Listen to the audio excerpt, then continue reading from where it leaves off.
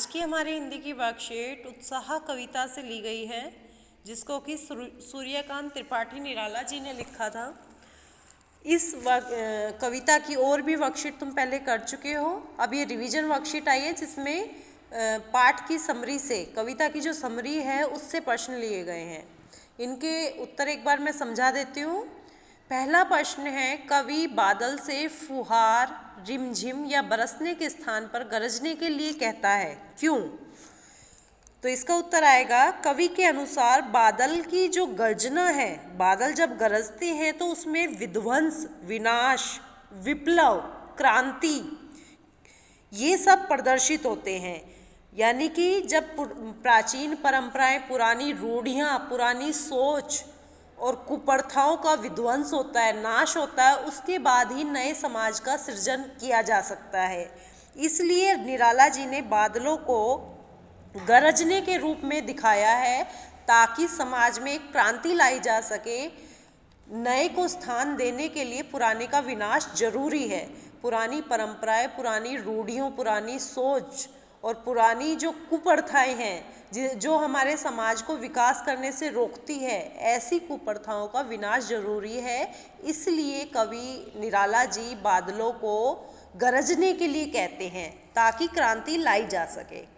अब प्रश्न नंबर 2 है, आपके विचार से कविता का शीर्षक उत्साह क्यों रखा गया है? इसका उत्तर आ जाएगा, उत्साह ही हमें जो है कार्य करने के लिए प्रेरित करता है। बिना उत्साह के हम आलस में पड़े रहते हैं, और जब तक उत्साह नहीं जागता तब तक हम कोई नया कार्य नहीं कर पाते। उत्साह में नई आशा बांधता है। बादल भी गरजकर और बरसकर नया जीवन प्रदान करते हैं। शोक को हरते हैं, दुख को हरते हैं, गर्मी को मिटाते हैं, ताप को हरते हैं और मन में नए उत्साह का संचार करते हैं, नया जीवन प्रदान करते हैं। इसलिए कविता का शीर्षक उत्साह रखा गया है। प्रश्न नंबर 3 है, कविता में बादल किन किन अर्थों की ओर संकेत करता है? इसका उत्तर आएगा, बादल प्यासे लोगों को तृप्त करता है, प्यास बुझाता है। पेड़ पौधे, वनस्पति, जीव जंतु सबकी प्यास बुझाता है। दूसरा, नई कल्पना और नई चेतना को जगाता है। वातावरण ऐसा बनाता है जिससे नई नई कल्पनाएं जागती हैं। और तीसरा, ललित कल्पना और क्रांति लाने वाले हैं। नई कल्पनाएं, सुंदर सुंदर कल्पनाओं को जगाते हैं और समाज में पुराने को समाप्त करने के लिए, पुरानी चीज़ों को समाप्त करने के लिए क्रांति का सूचक है। चौथा प्रश्न है, विकल विकल उन्मन थे उन्मन, विश्व के निदाग के सकल जन, आई अज्ञात दिशा से अनंत के घन, तप्त धरा जल से फिर शीतल कर दो, बादल गरजो। इसका हमें भाव स्पष्ट करना है।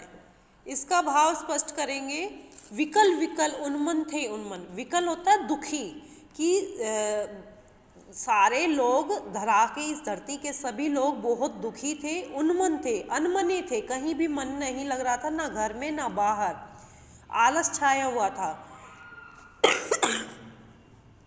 विश्व के निदाग के सकल जन, जो विश्व की गर्मी है, उमस है, दुख है, उससे सभी लोग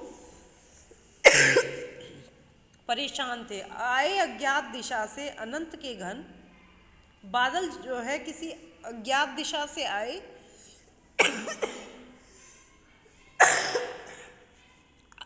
तप्त धरा जल से फिर शीतल कर दो। जो हमारी धरती गर्मी से जली हुई थी, उसको फिर से शीतल करने के लिए। तो इसका भाव ये लिखेंगे। पांचवें प्रश्न में गतिविधि है। इसमें तुम्हें किसी प्राकृतिक सौंदर्य को देख के कोई कविता लिखनी है, अपने शब्दों में। अपनी कविता होनी चाहिए और कम से कम 8-10 लाइनों की कविता होनी चाहिए। ये काम कंप्लीट करके शाम तक सभी बच्चे फोटो भेजेंगे।